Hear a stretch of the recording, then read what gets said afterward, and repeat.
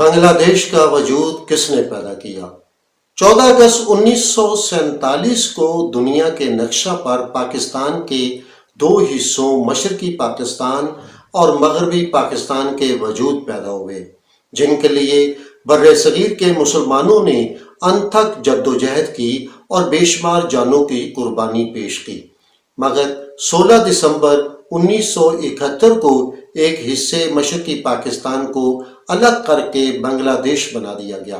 بنگلہ دیش کے قیام کی وجوہات اور محرکات پر روشنی ڈالتے ہوئے اب تک بے شمار کتابیں اور مقالات لکھے جا چکے ہیں، جن میں اس کا ذمہ دار مختلف لوگوں اور اداروں کو قرار دیا گیا، حتیٰ کہ اس سانحہ پر بنائے گئے حمود الرحمن کمیشن نے بھی اپنی رپورٹ میں اس کے ذمہ دار فکس کی۔ لیکن کچھ عرصہ قبل بنگلہ دیش کی وزیر اعظم اور سیاسی رہنما حسینہ واجد نے ایک اعلیٰ سطحی پارٹی اجلاس میں اخبار نویسوں کے سامنے یہ انکشاف و اعتراف کیا کہ پاکستان توڑنے کا واضح اور جامع پلان ان کے والد شیخ مجیب الرحمن المعروف بنگلہ بندھو نے بھارت سے حاصل کیا تھا۔ دوسری جانب بھارتی وزیر اعظم نریندر مودی نے بھی ایک عوامی اجتماع میں اس امر کا کھل کر اعتراف کیا کہ بنگلہ دیش بنانے میں بھارتیوں کا خون بھی شامل ہے۔ بنگلہ دیش بنانے کے کرداروں کے وارثان کے اعتراف کے بعد یہ بات ثابت ہو گئی ہے کہ مجیب الرحمن اور بھارت کا یہ منصوبہ تھا، جس کو پایہ تکمیل تک پہنچانے میں مختلف کرداروں نے مدد کی، جو براہ راست بھی تھی اور بلا واسطہ بھی۔ پاکستان توڑنے اور بنگلہ دیش بنانے کے لیے بنگالی سیاسی رہنما شیخ مجیب الرحمن کے برسوں سے بھارتی انٹیلیجنس سے رابطے تھے، جس کی ابتدا بھارتی ریاست تریپورہ کے صدر مقام اگرتلہ سے اور انتہا لندن میں ہوئی۔ شیخ حسینہ واجد نے اپنا یہ انکشاف 7 مارچ سن 2010 کو ڈھاکہ میں کیا۔ اسی دن 7 مارچ 1971 کو ان کے والد شیخ مجیب الرحمن نے بنگالی قوم سے خطاب کے دوران انہیں پاکستان سے علیحدگی کے لیے ہر ممکن جدوجہد کی ترغیب دی تھی۔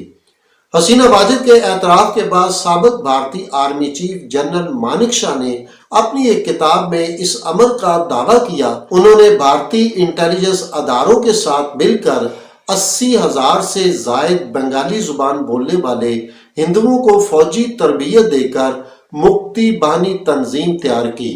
جس کے 2 حصے کر کے ایک کو پاکستانی افواج کی وردی پہنائی گئی اور دوسرے حصے کو آزادی کے لیے لڑنے والوں کے طور پر تیار کیا گیا،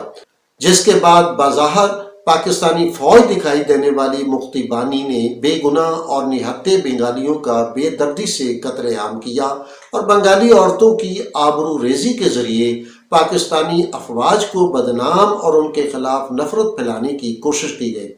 اس کے ساتھ ساتھ مکتی بانی کے دوسرے حصے یعنی آزادی کے لیے لڑنے والوں نے مشرقی پاکستان میں سبوتاژ کی کارروائیاں شروع کر دیں۔ جنرل مانک شاہ نے اعتراف کیا کہ مکتی بانی میں شامل کیے گئے ہندوؤں کو مسلمانوں جیسا برتاؤ اختیار کرنے کی بھی تربیت دی گئی، جو اپنی ظاہری وضاحت سے بنگالی مسلمان لگتے تھے، لیکن اصل میں وہ انتہائی شفاق ہندو تھے،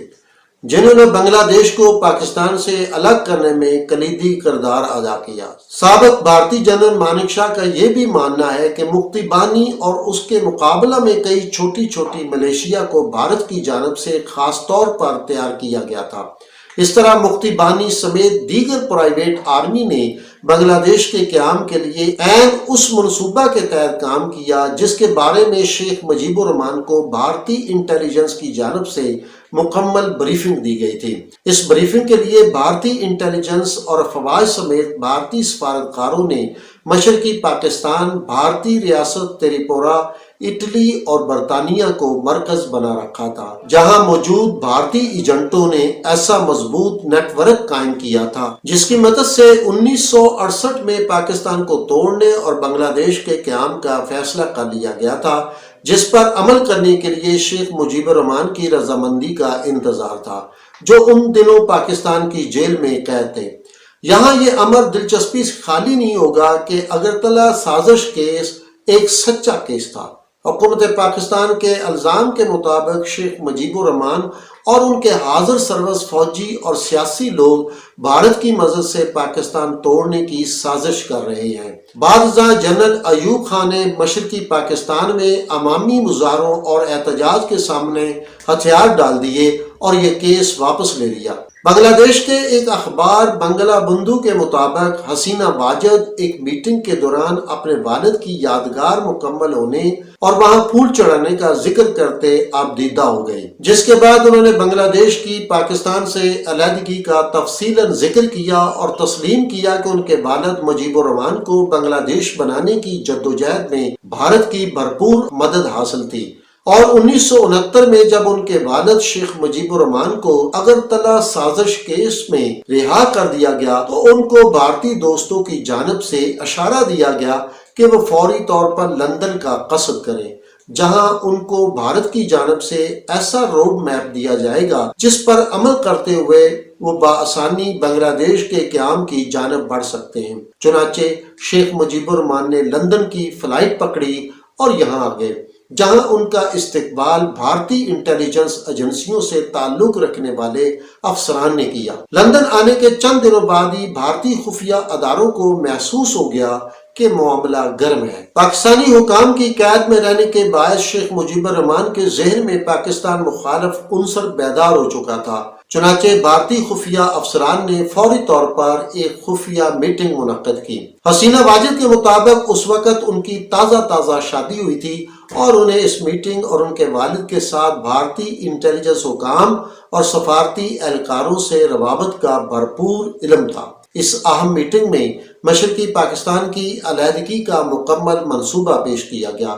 جس پر عمل کرنے کے سلسلے میں شیخ مجیب الرحمان نے مکمل یقین دہانی کرائی۔ اسی میٹنگ میں مفتی بانی کی تشکیل کے بارے میں بھی بتایا گیا، جس پر انہیں بعض تحفظات تھے، تاہم مجیب الرحمان کو مطمئن کیا گیا کہ اس پلان پر آمادگی سے نہ صرف آپ بھارت کے دوست بن جائیں گے بلکہ انہیں پاکستان کے تسلط سے ہمیشہ کے لیے نجات مل جائے گی۔ اس سے بڑھ کر یہ کہ انہیں ہمیشہ بنگلہ دیش کا بانی پکارا جائے گا، جس پر شیخ مجیب الرحمان مفتی بانی کی تشکیل پر راضی ہو گئے۔ اس معاہدے کو بھارت کی جانب سے بنگلہ دیش کا دوست کے نام پر بنگلہ بندھو کا نام دیا گیا۔ اپنی نوعیت کی ایک مکمل دستاویز والی اس فائل میں سیاسی، فوجی اور معاشی معاملات کے ساتھ بھارتی مدد اور مشرقی پاکستان کے اندر موجود پاکستان کے سویلین حامیوں اور افواج کے خلاف کارروائیوں سمیت اختیار کی جانے والی جنگ کا مکمل نقشہ اور جامع تجاویز موجود تھیں۔ اس سلسلے میں پاکستانی افواج سمیت ہر شعبے کو مکمل طور پر مفلوج کرنے کی تیاری کی گئی تھی۔ اس دستاویز کو بھارتی سفارتکاروں، اسٹریٹجک ماہرین افواج اور انٹیلیجنس افسران نے بطور خاص تیار کیا تھا۔ شیخ حسینہ واجد کے مطابق بھارتی دوستوں نے ان دنوں جب ان کے والد لندن میں تھے انہیں اٹلی سے بطور خاص لندن بلوایا۔ اس طرح وہ اس اہم میٹنگ میں اپنے والد کے ساتھ موجود تھیں، جہاں بھارتی دوستوں نے شیخ مجیب الرحمان کو جامع دستاویز کا پلندہ دیا۔ اس لبریشن پلان میں سیاسی، سماجی، معاشی اور فوجی پہلوؤں کے ساتھ ساتھ بنگلہ دیش کی آزادی کی جنگ لڑنے والے بنگالیوں کی فوجی تربیت، توام و قیام، پاکستانی افواج کے خلاف کارروائیوں اور جوابی کارروائیوں کے نتیجہ میں مارے جانے والے، زخمی ہونے والے، بے گھر اور در بدر ہونے والے عام بنگالیوں کی مدد کے تمام معاملات پر بھرپور توجہ دی گئی تھی۔